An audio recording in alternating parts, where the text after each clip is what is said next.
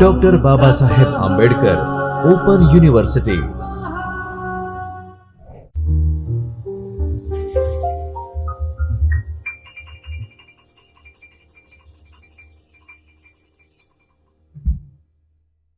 Hello, my dear friends and students. In the video series lecture of Dr. Babasaheb Ambedkar Open University, and I am welcoming to you all to Dr. Babasaheb Ambedkar Open University in the Chaitanya studio of Dr. Babasaheb Ambedkar Open University. Today we gathered for the e-learning platform of the subject called Banking Management in the course of Post-Graduation Diploma in Finance. In that, my dear friends, we learn the block 1 and the unit number 1. With the continuation of the previous session, let us discuss the another point with respect to the money, or we can say in the unit called the demand and the supply of money. In that point, firstly we discussed that the determinants of the money supply. Now the question is, sir, what is the determinants of that money supply? So my dear friends, the total money supply is determined the various factors depending upon the constituent of money supply. And there are the two views regarding to the determination of the money supply. And according to the first view, my dear friends, the money supply is determined that the endogenously by the change in the economic activity of money, and that is the charges in economic variables. And the second view, that is considering the money supply in we can say that the money supply as the exogenous in a variable on which is the determined by the monetary authority on the basis of monetary and the fiscal policy. And thus the determinants of the money supply are used, that is a exogenous as well as that is a endogenous, and there are discussed below, that is in a next slide. That is the first is that the high powered money, or we can say the reserve money. The high powered money we can determine as a H, or reserve money as a MD, or sorry M0, as the RBI call it as the base of a money supply, and it is therefore called as a base money. The high powered money include the currency with the public, that is a C, and the cash reserve at a bank, that is R, and the other deposit, that is OD, and with the Reserve Bank of India. Thus the high powered money can be expressed as a mathematical expectation, that is a H is equal to C plus R plus OD. Now what is C? That is cash reserve. What is R? That is a reserve of a bank. And what is OD? That is other deposit. So ultimately we combine these three, which is treated as what, my dear friend? That is a high powered money or reserve money. Yes or no? And for that, the high powered money, that is differ from M1 in a term of it's a second component. So let us state that component of the both in M1 and H. So M1 is equal to, in a narrow money concept, that is a C plus TD plus OD, other deposit also. So here H is equal to what, my dear friend? C plus R plus OD. So in a M, the DD is a part of the total money supply. And this component is an absent in what, my dear friend? H. There is a typographical error dot F, whatever the 11 or there, that is ultimately H. And we have the R, that is a reserve money. So the DD are the held and also created by the commercial bank. Whereas all component of H are the creation of monetary authority and not by the banks. So the total amount of DD depends on the R. That is demand deposits ultimately what, my dear friend, depends on the reserve money. So the capacity of banks to create the credit that is depend on the cash reserve of the banks, that is a R. So it certainly, that is a DD, is multiplier of R. So R is the base on which they depend on the expansion of DD, that is a demand deposits. And therefore, the R imparts on a H, that is a high powered money, and the quality of the high power qualifying it to be called the high powered money. And for all practical purpose, high powered money can be taken to include only to the currency and the reserve money as a OD, that is a other deposits. It constitute as an insignificant transaction of it, and therefore we can say that H is equal to C plus R, that is a cash reserve plus reserve of a bank also. Second is, my dear friend, that is a money multiplier. As a given the high powered money, that is H is equal to C plus R, the total quantity of money supply depends on the value of money multiplier. And the value of money multiplier is determined by currency deposit ratio and the reserve ratio. In that, the first, the currency deposit ratio, the high powered money, that is a H, is demanded by the people as a currency and by the bank as a reserve, that is C plus R. So people's preference for the currency affected as the money supply. If the more cash is demanded by the people, less will be available with the bank, and thus the lower will be the creation of credit. And the preference by the public between the currency and demand deposit is called the currency deposit ratio, that is we define as a K. And this ratio depends on the banking habits of the people and the level of income and rate of interest, etc. The next point is, my dear friend, that is a reserve ratio. The primary deposit with the bank are available for the lending in the form of secondary deposits. The total quantity of money received by bank is their reserve money. And the reserve money of a bank can be divided into the two categories. That is a required reserves and another is a excess reserve. When we are talking about the required reserves, are the reserves which the commercial bank are statutorily required to hold with the central bank. And when the reduction of required reserve release the cash to commercial bank, enabling them to create the more credit. So ultimately, if your reserve, that your bank's reserve with the central bank is more, at that point of time your credit may be the surplus, or we can say that in an excessive nature. Then another point, that is a excess reserve. The excess reserves are the voluntary held by the bank. It is not a statutorily.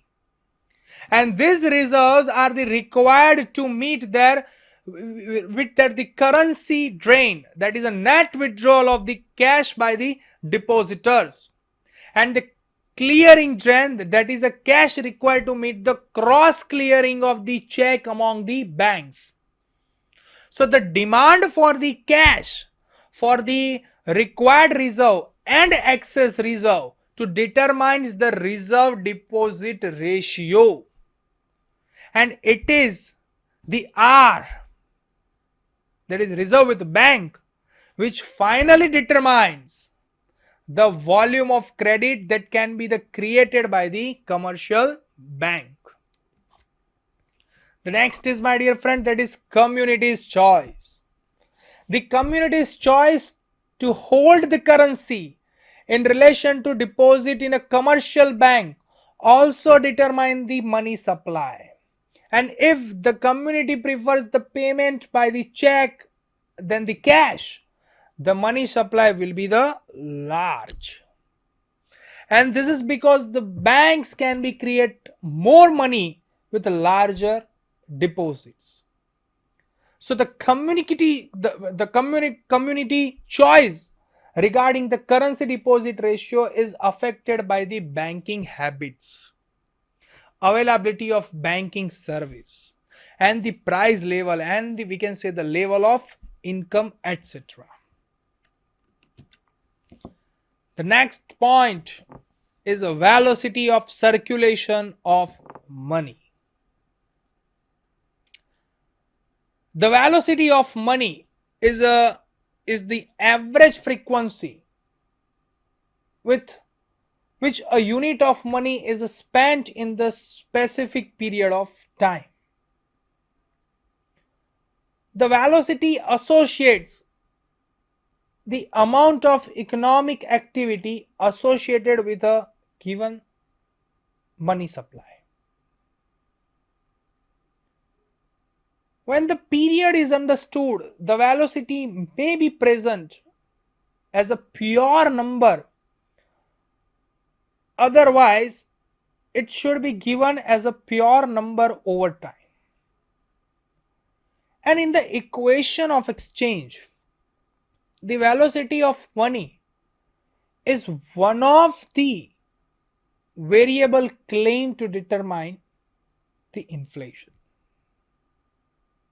And that's why the velocity of money can be suggested into the first point, that is a transaction velocity, and another is a income velocity of money. Now the question is, sir, what is the transaction velocity? It is the ratio of the annual volume of transaction to the stock money.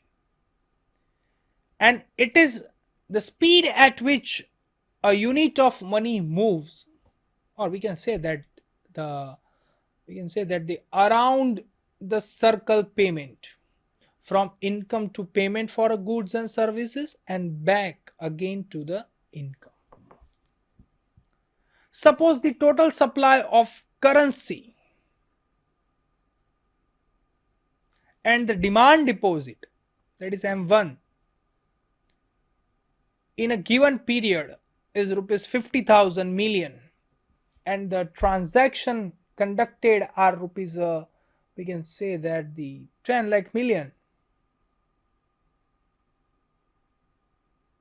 So the transaction velocity is 20.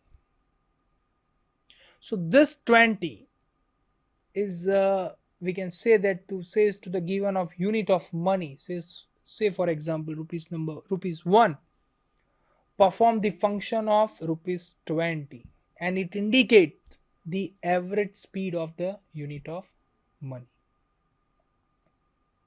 Second is income velocity of money. It refers the average number of time a unit of money is used for making payment for the final goods and services, and the concept is more popular with the national income accounting techniques. So it is the ratio on GNP, gross national product, to the money stock. If the GNP is rupees 5 lakh million and the money stock is we can say the rupees 1 lakh million, so the income velocity of the money is rupees 5. So income velocity always lower than the transaction velocity.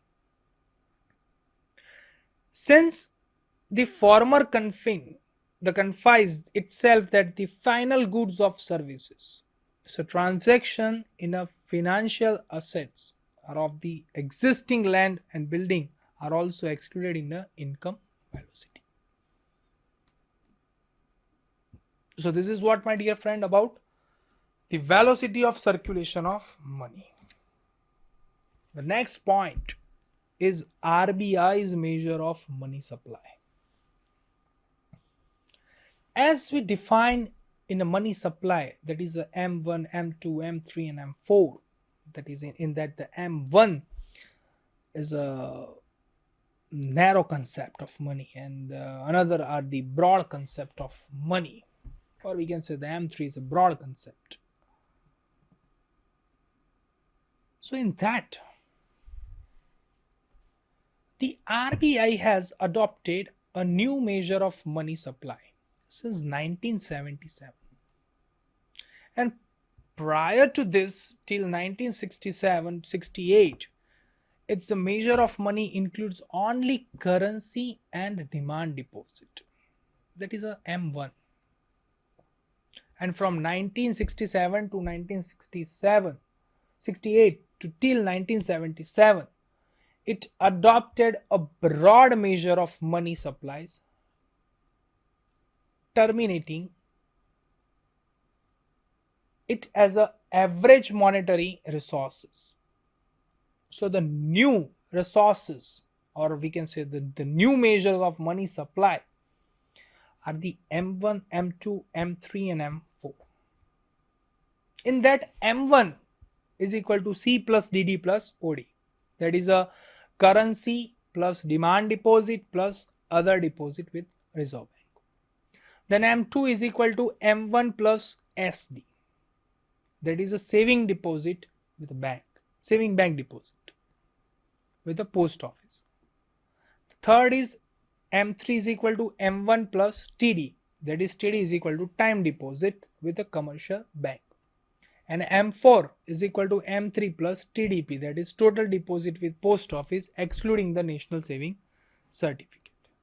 So here RBI measures the money supply in this four formats, that is M1, M2, M3 and M4. In that, the RBI, the new measures of money supply, that is a working group in 1998, has redefined the parameters of measuring money supply. That is a change in the introduce the M2 and M4 is a totally abolished, and accordingly now there are only three monetary aggregates, that is M1, M2 and M3, which is defined in that table.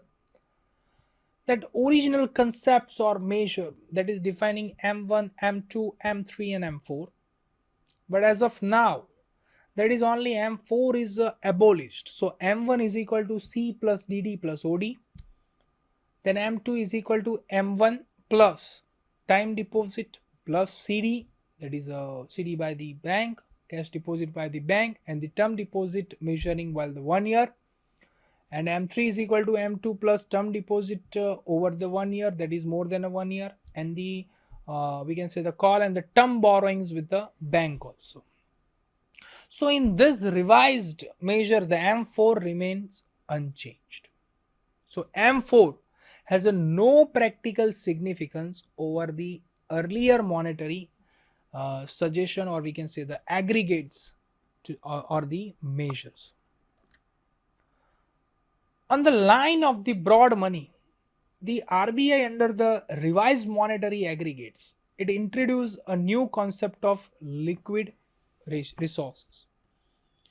So liquid aggregate consists of L1, L2, L3, and that is LA is equal to, that is liquid aggregates is equal to L1 plus L2 plus L3, where L1 is equal to the new M3. That means in a previous slide we whatever to see that M3 plus all deposit with the post office, saving bank excluding the national saving services, plus term deposit with the term lending the institutions, plus we can say the CD issued by the financial institutions.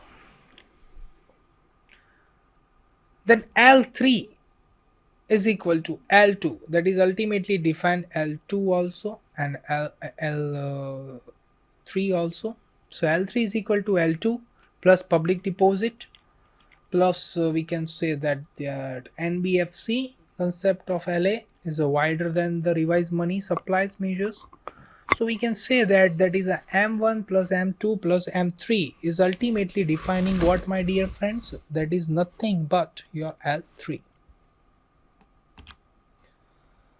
So after reviewing this, you have to understand this chart is one of the important chart as it is the original as well as the revised concept. So after revising this concept, that is a revise of the currency and the measures, you evaluate yourself with respect to this liquidity aggregates.